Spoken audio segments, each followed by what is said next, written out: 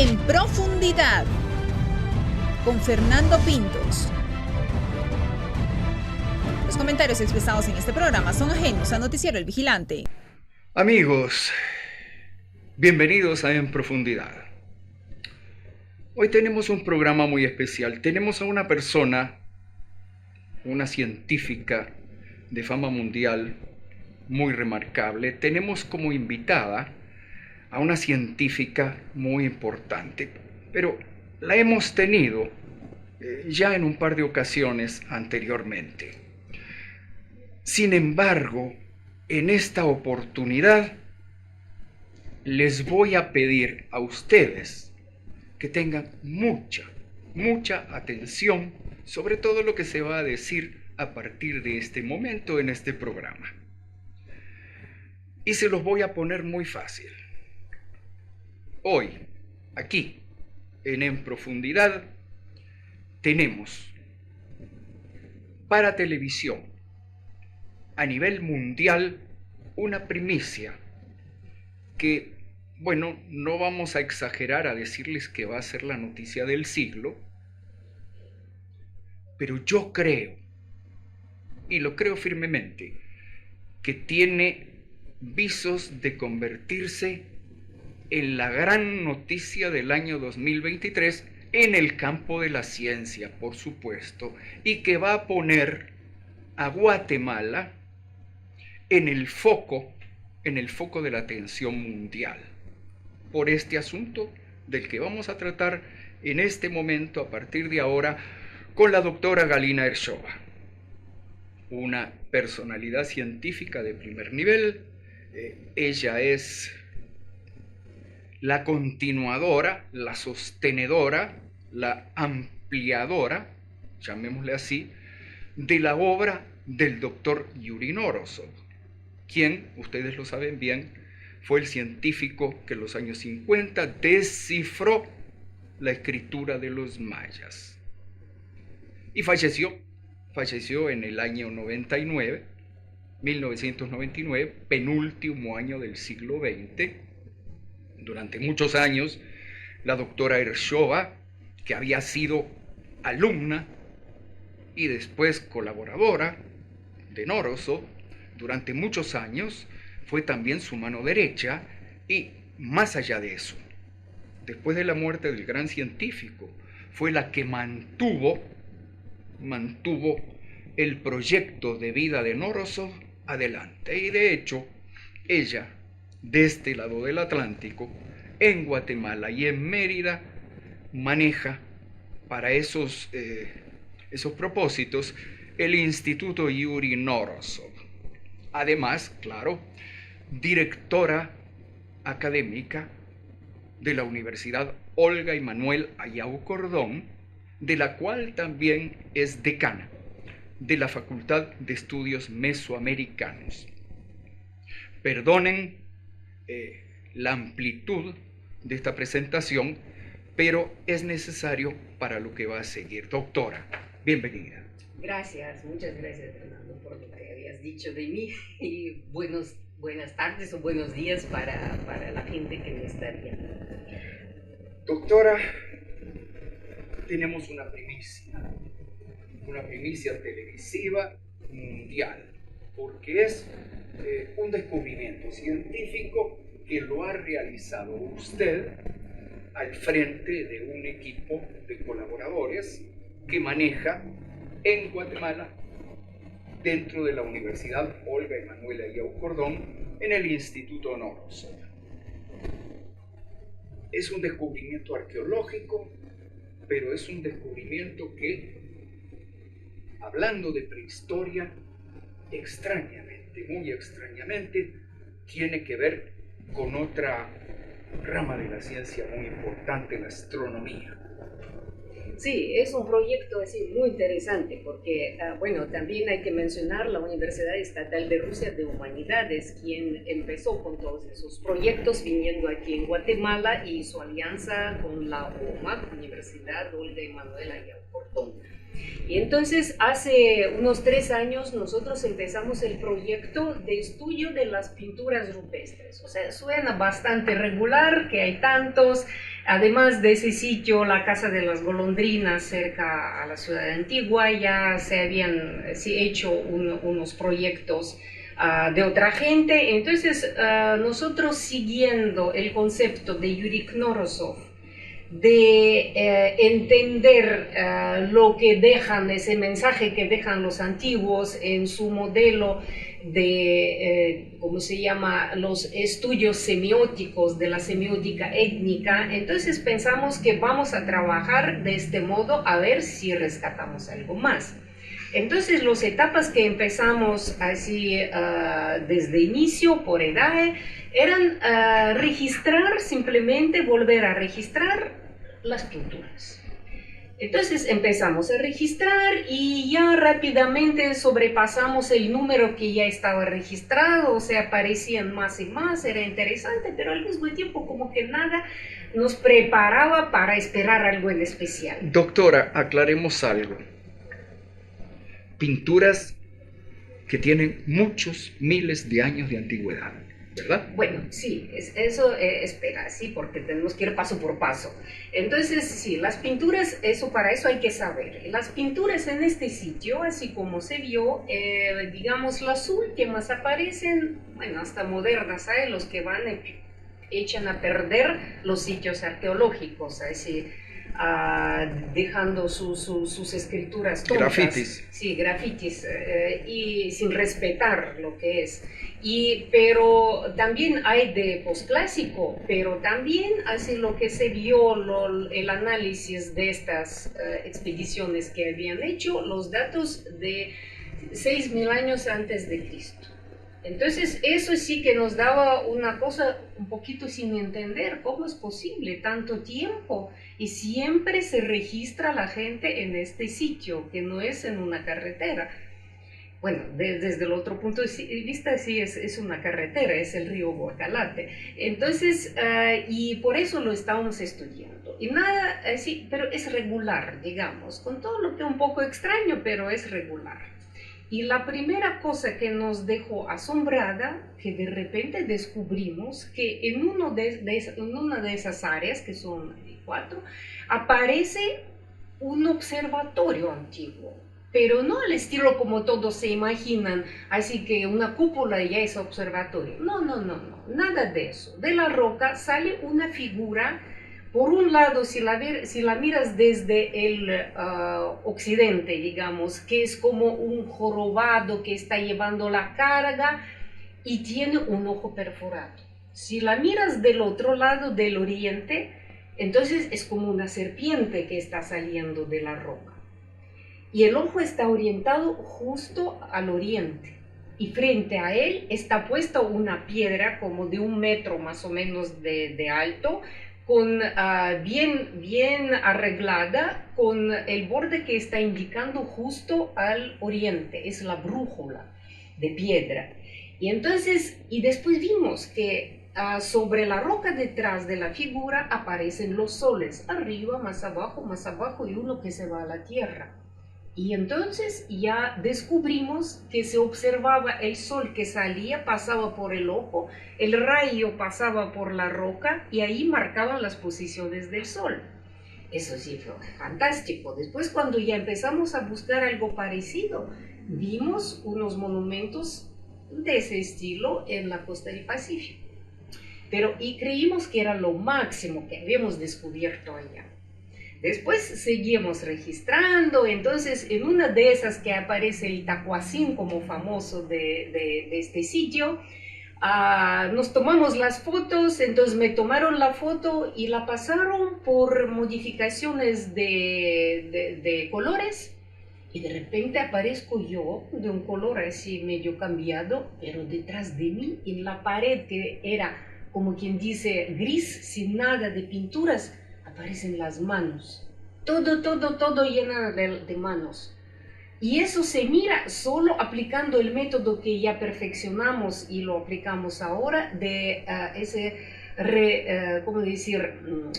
restablecimiento de la pintura original. O sea, tuvimos que pasar otra vez por todas las pinturas que habíamos registrado para poder usar en ese método y rescatar lo que estaba dibujado.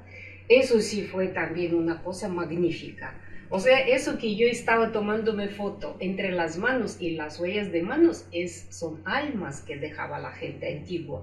Eso sí fue impresionante, como que las almas de los antiguos me están rodeando. Y esas manos son las más antiguas allá, porque ellas se descoloraron. Incluso los que vivían ya hace 4000 años ya no las miraban, o sea, ya estaban medio borradas. Eso fue otro descubrimiento. ¿Y qué antigüedad tendrán esas manos que estaban sobre la roca? Es posible que igual como 6000 años antes de Cristo. Es decir, posible. unos 8000 años a este momento. Sí. Entonces, sí, era, y en esta misma cosa, además del tacuacín y otros animalitos que vienen sobre dos rayas que están así naturales de la roca, había unos dibujos de los cuales descubrimos, porque todavía allá en el observatorio descubrimos que la Cruz del Sur ellos marcaban justo con figuras geométricas juntando las estrellas. No animalitos, no dibujitos, sino puramente astronómico, geométrico. Y además, por ejemplo, entre todas las escrituras del sitio, la mayoría son geométricas, lo que es extraño. Entonces vimos las figuras esas geométricas y medio geométricas allá en esa área A, y allá lo que se identificó fueron las Pléyades, porque bueno, se conocen por sus puntitos, el Orión, que parecía mariposa y como lo identificaron los anteriores mariposa. Entonces, y eso nos quedaba ya como que una seña astronómica, pero no se armaba la pantalla.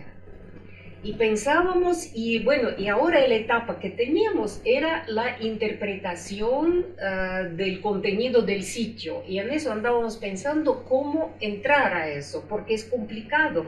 Todas las figuras como que separadas y no entendemos en complejo qué quiere decir todo eso. Y entonces yo en diciembre había ido al sur de Rusia a una ciudad que se llama Mariupol, y allá el cielo es limpio, así, no hay luces, y tomamos fotos, y yo así agarré la foto y pensé, quedando viendo, bueno, aquí están las Pléyades, que ellas se miraban de maravilla. Entonces, ¿dónde estará el otro, el Orión, que ya tengo en la cabeza metida por las golondrinas? Lo empecé a buscar, encontré, y entonces me llegó que lo que tenemos allá es el mapa de cielo, porque están en una secuencia. Y ahí estaba la Casiopeia, y la Casiopeia se reconoce, es como W. Y yo me acordé que ahí está esa figura y no la habíamos así como que no nos metimos a identificarla, y justo en esa posición de secuencias. Eso fue una cosa fantástica. Es decir, que las figuras que parecían pinturas rupestres sí, de animalitos sí, eran en realidad... Abstractas. Sí, yo estoy hablando ahora de abstractas, de geométricas. Geométricas. Sí, eran en realidad... las constelaciones. O sea, ellos marcaban las constelaciones. Y empezamos entonces ya a trabajar desde ese punto de vista.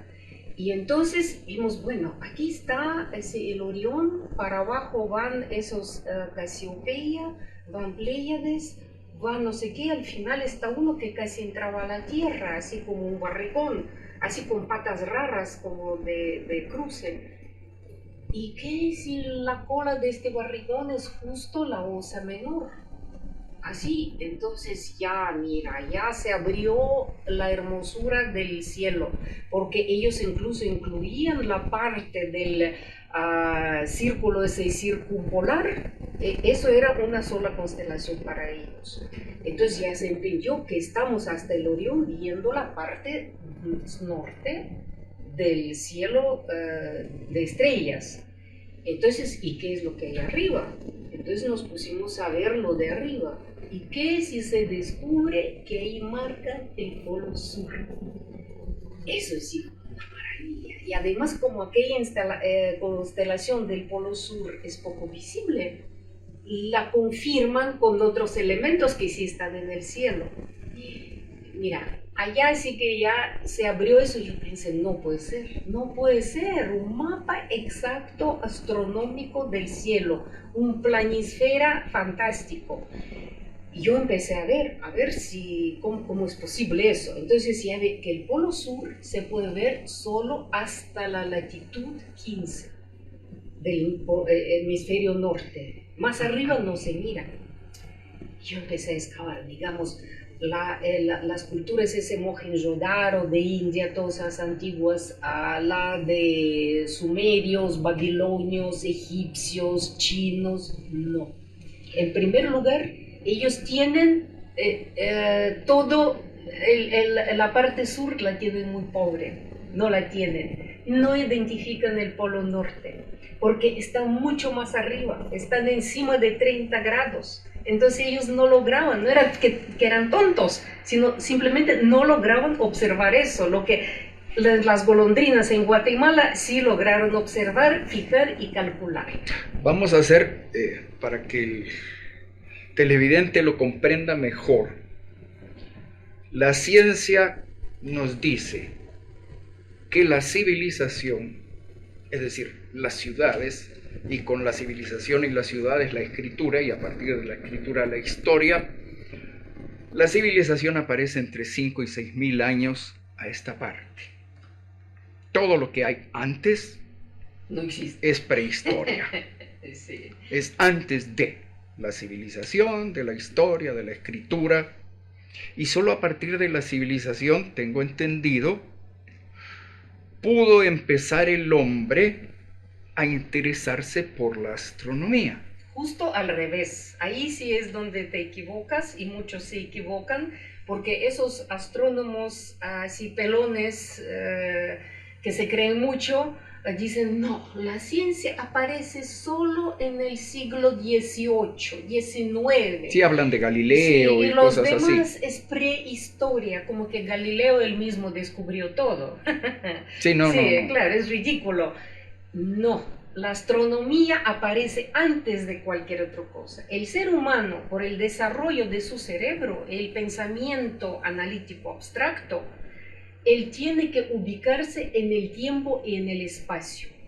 Sin eso, el hombre no es hombre, aparece junto con el habla. Entonces, hace unos 40.000 años. Y entonces, desde ese momento, él empieza a acumular el conocimiento porque ya tiene memoria. Ya tiene su proceso de ayer, hoy, mañana en la cabeza.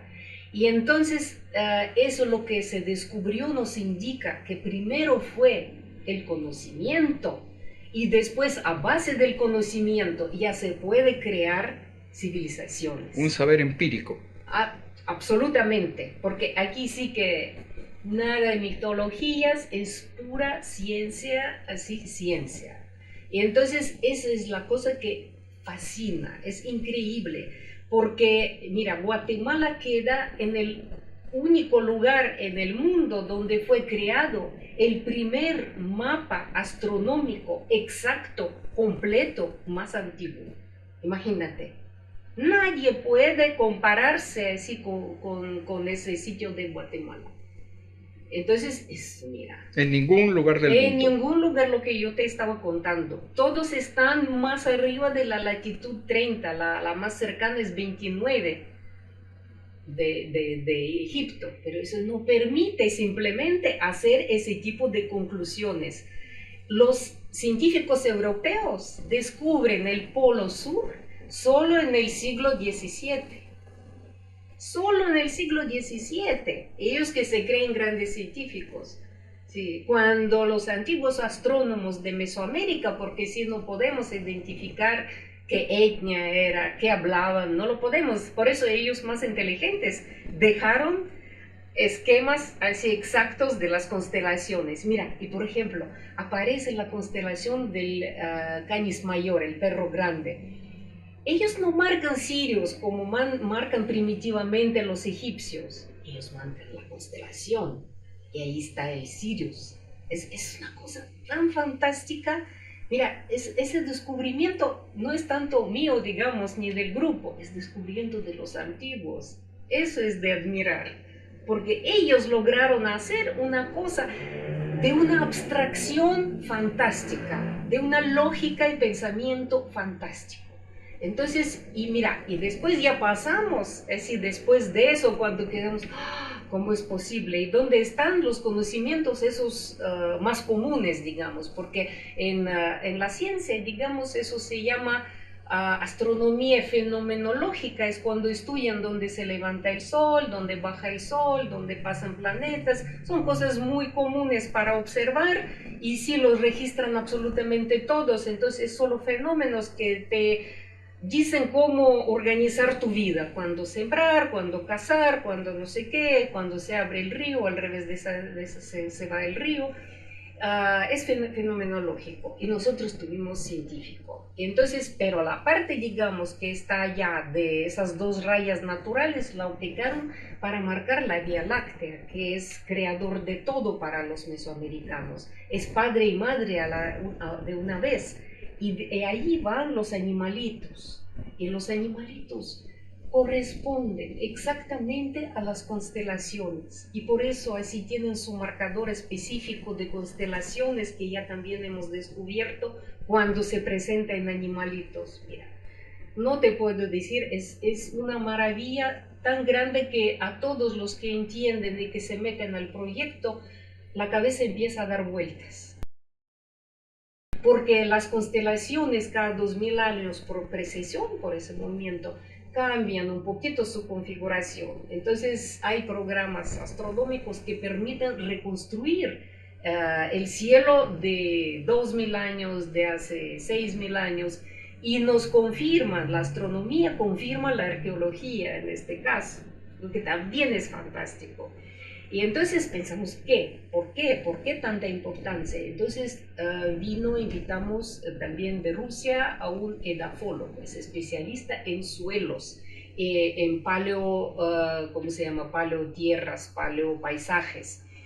Y él sí, hizo un estudio en una semana increíble para ver cómo era el río, cómo se movía, qué se podía hacer, qué no se podía hacer, porque él tiene gran experiencia de trabajar también con sitios y esos paleositios, digamos, paleopaisajes en Rusia, en ciertos lugares así. Y él sí nos dio unas ideas tan interesantes que teníamos también como hipótesis, como digamos, arqueólogos, pero él reconfirmó nuestras hipótesis y sí, vamos a seguir estudiando todo eso, así, cómo se forman las culturas en Guatemala. Eso es lo interesante, en general en Mesoamérica. Cómo se llega poco a poco a los mayas, porque el modelo sí está así poco claro. Pero ¿sabes lo más interesante?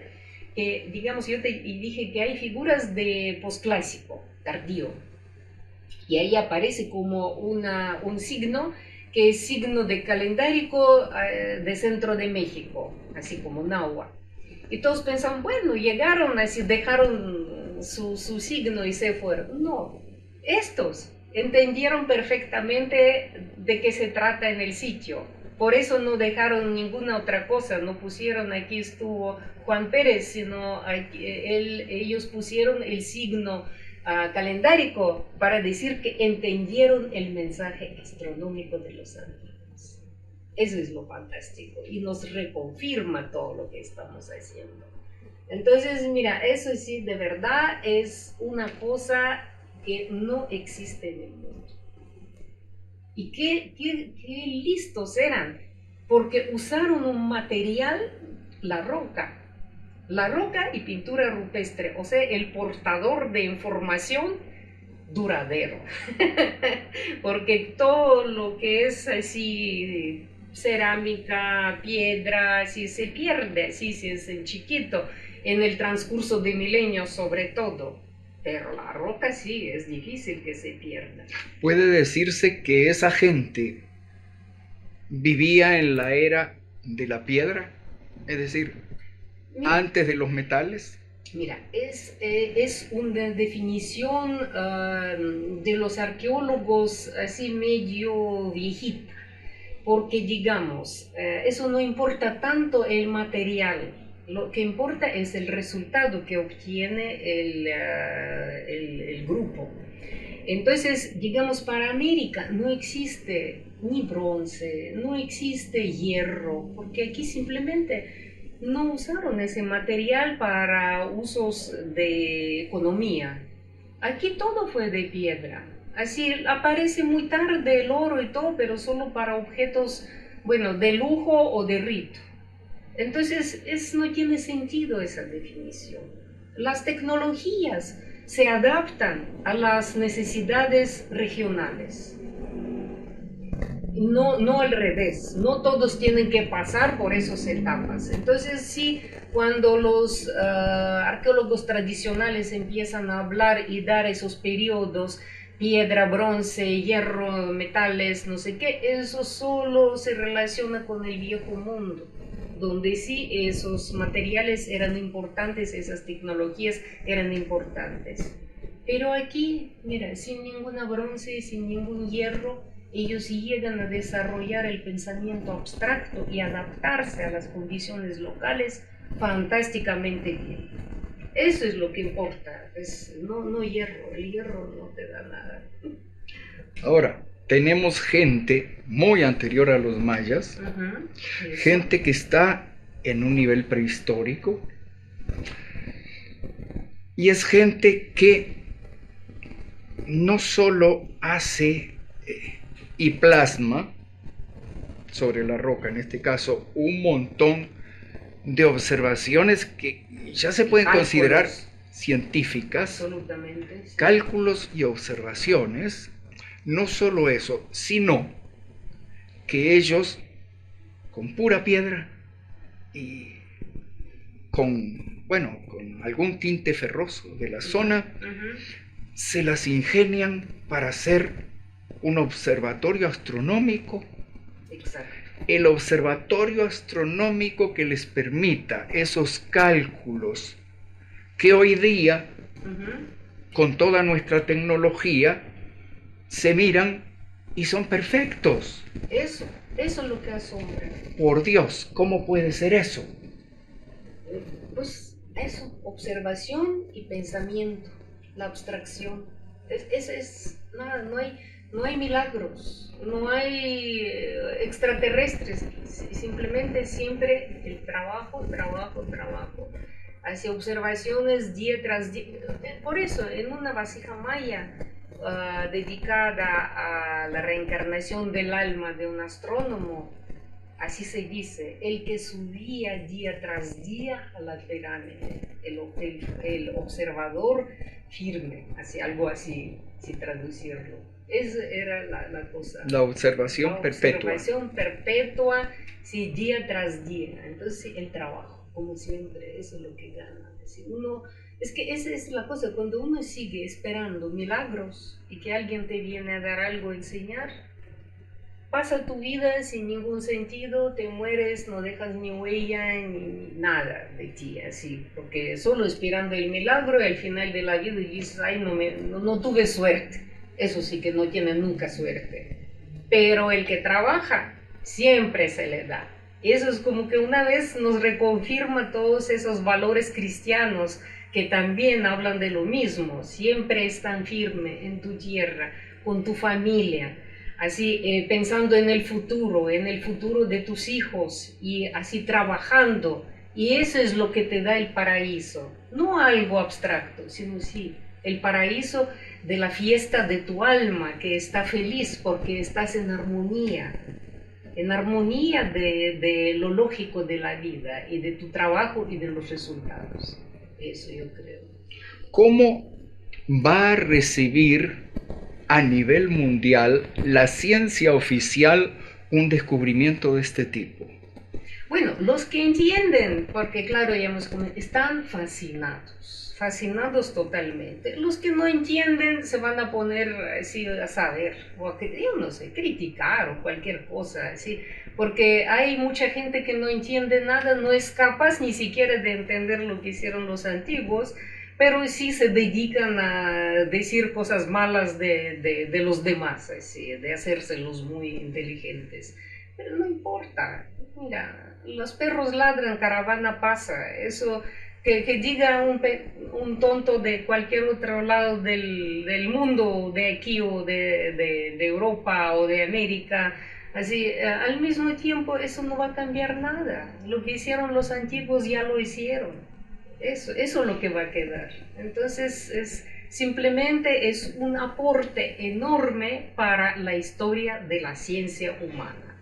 Porque al fin y al cabo, todos nosotros estamos parados sobre los hombros de los gigantes, así como había dicho Einstein. No, nada uno así solo llega desde el inicio hasta el final. Así desde la preciencia, como ellos llaman, o protociencia, eso todo está incluido en la ciencia que se enseña en las escuelas. Sin eso tú no puedes avanzar ni un paso. Entonces es simplemente como se integra ese gran río de la ciencia moderna y tal vez permitirá entender algo más, incluso desde el punto de vista de lo actual de la ciencia. Eso. Usted que es una personalidad científica con nivel mundial, le quiero pedir una opinión.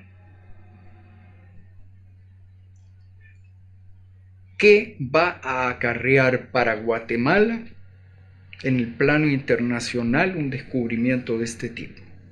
Mira, yo creo que para Guatemala es muy importante para adquirir esa autoidentificación que los guatemaltecos todos como una nación necesitan. Porque la sociedad guatemalteca está como que medio separada por sus grupos, por todo. Y esta cosa es para la autoidentificación nacional, para el orgullo nacional, para dar más, a sentirse guatemaltecos así, y hacer algo para seguir desarrollando el país, así como lo hacían los antiguos. Entonces hay que seguir, ese es el legado. No son esos ritos que a veces son de procedencia africana, ni cosas así exóticas para turistas. Eso es el legado cultural que llevan los guatemaltecos y que los debe hacer orgullosos. Bueno, evidentemente no solo hay alta cultura en todo esto involucrada, sí. Hay ciencia, y ciencia de verdad. Ciencia de verdad, sí, totalmente. ¿Cuáles son los próximos pasos que va a dar usted con respecto a esta primicia mundial? Bueno, no sé, para mí lo que más interesante es de verdad seguir, todos los que estamos involucrados, seguir más y más y más, porque ahí quedan muchos detalles todavía que tenemos que revelar, que descubrir, porque ya sentimos como el perro que agarra la huella, entonces él siente la huella y quiere ya llegar al final, entonces igual estamos nosotros.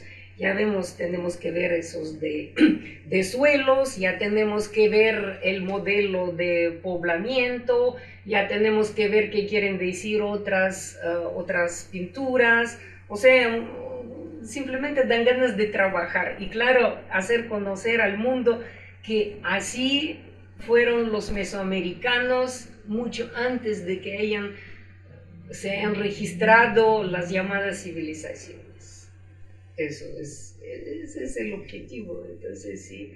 Y claro que sí, no sé, creo que llegando a Rusia, a Moscú, vamos a hacer una conferencia de prensa también para presentar eso y pues hacer todo para que la gente conozca, porque a mí me encanta que la gente comparta de verdad ese sentimiento de admiración por los antiguos. Y sí, también estoy pensando que Knorozov hubiera estado feliz ahora. Indudablemente, ¿qué tanto trabajo, a la luz de todo esto, qué tanto trabajo aguarda aquí en Guatemala, también en Mérida, usted dirige al Instituto Knorozov en Mérida, qué tanto trabajo aguarda al Instituto Yuri Knorozov?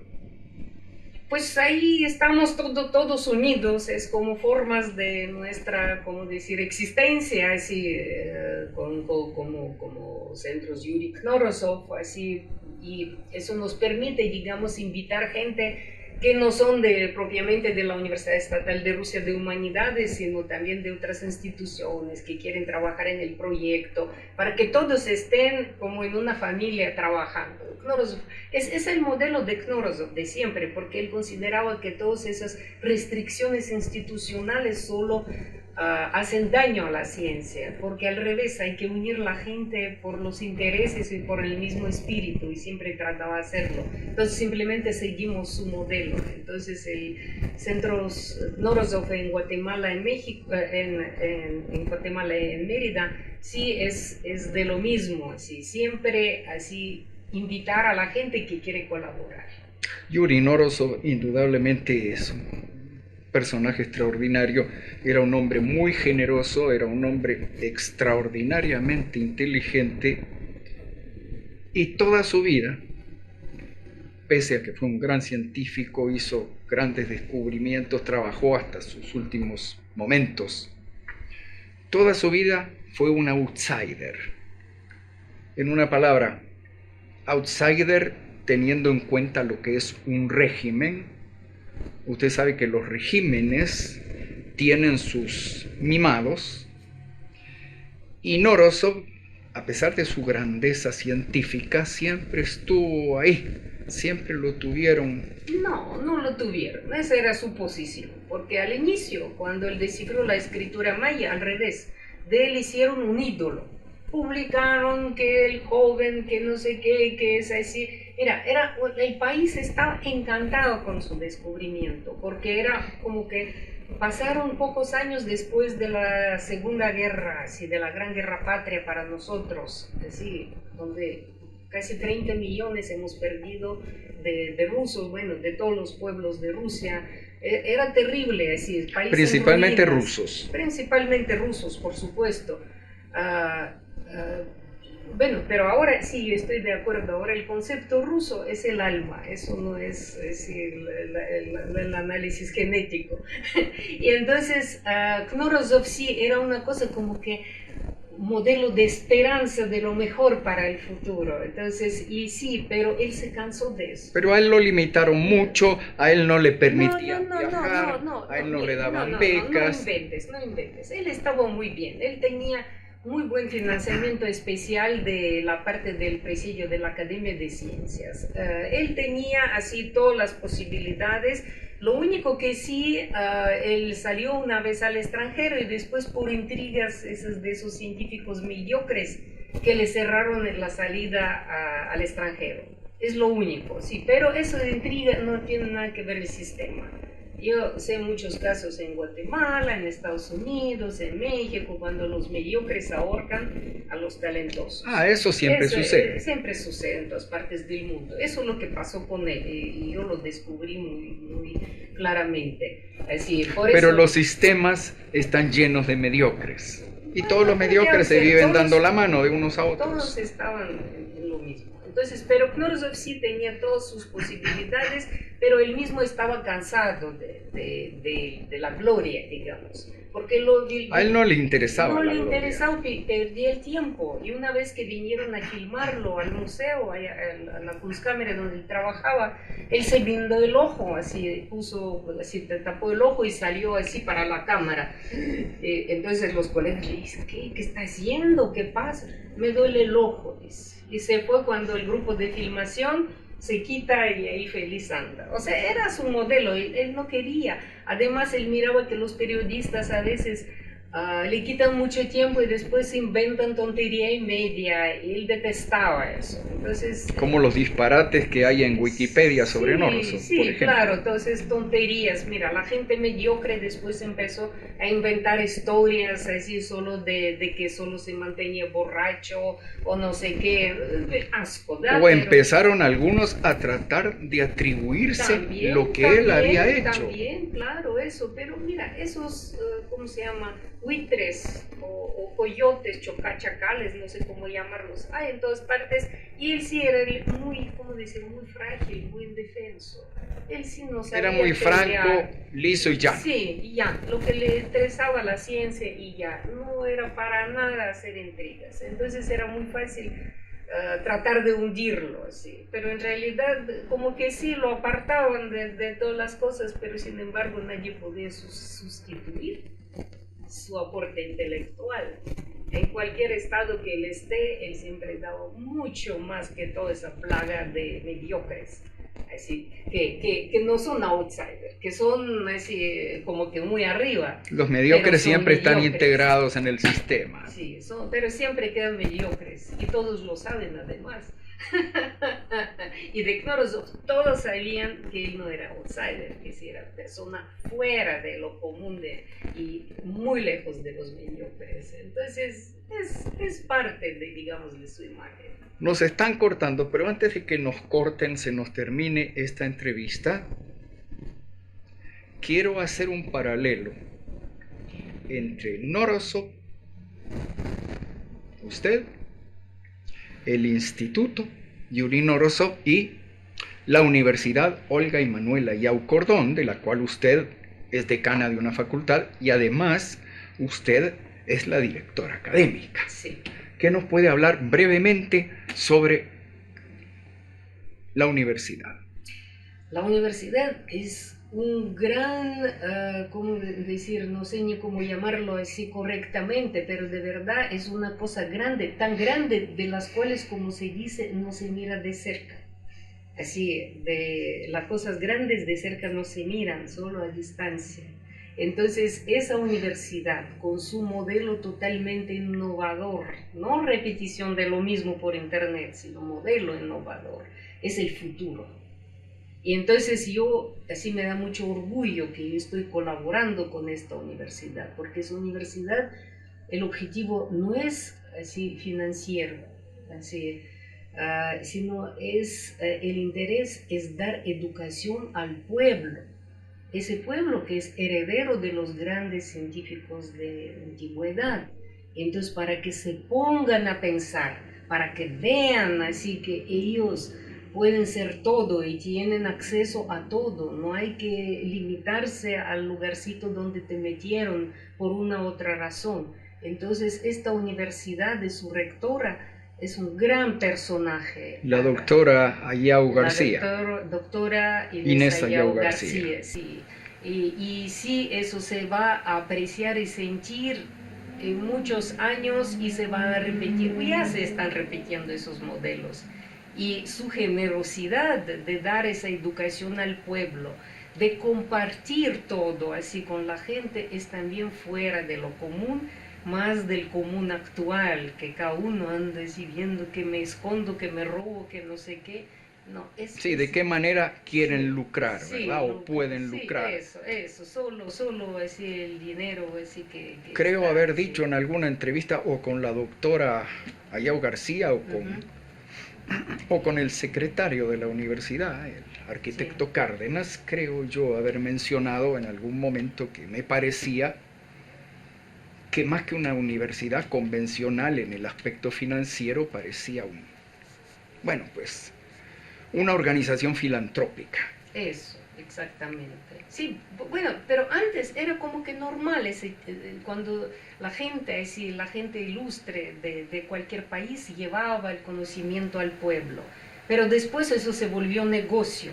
Entonces ya cuando uno quiere educar al pueblo, eso ya es filantrópico. Así, no, es la hipocresía así de los tiempos actuales, cuando en vez de decir que quiero llenar mis bolsillos, pero me tapo con el discurso de que si me dedico a la educación, así, y hacen esas universidades donde lo único que funciona es el dinero. A cambio, así es. Si la Universidad Olga y Manuela Yao Cordón, en realidad es esa universidad que está llevando auténtica. El conocimiento al pueblo auténtico. Doctora, mil gracias por esta entrevista. Usted en 2 o 3 días tiene que viajar ya, dejar Guatemala. Ha sido un gusto tenerla y le agradecemos que nos haya permitido este programa que, como lo decía yo al principio, a nivel televisivo es una primicia mundial y muy importante, que espero nuestros televidentes sepan calibrar debidamente. Mil gracias. Muchas gracias a ustedes. Y estamos siempre a las órdenes. Gracias. Amigos, espero que les haya gustado este programa, espero que lo hayan calibrado bien. Verdaderamente, hoy hemos tenido a nivel televisivo una verdadera primicia mundial. No nos enorgullece, porque el orgullo es detestable. En sí, el orgullo es el más satánico de los defectos, pero sí nos deja con la satisfacción del deber cumplido. Les agradecemos la atención. En profundidad, con Fernando Pintos. Los comentarios expresados en este programa son ajenos a Noticiero El Vigilante.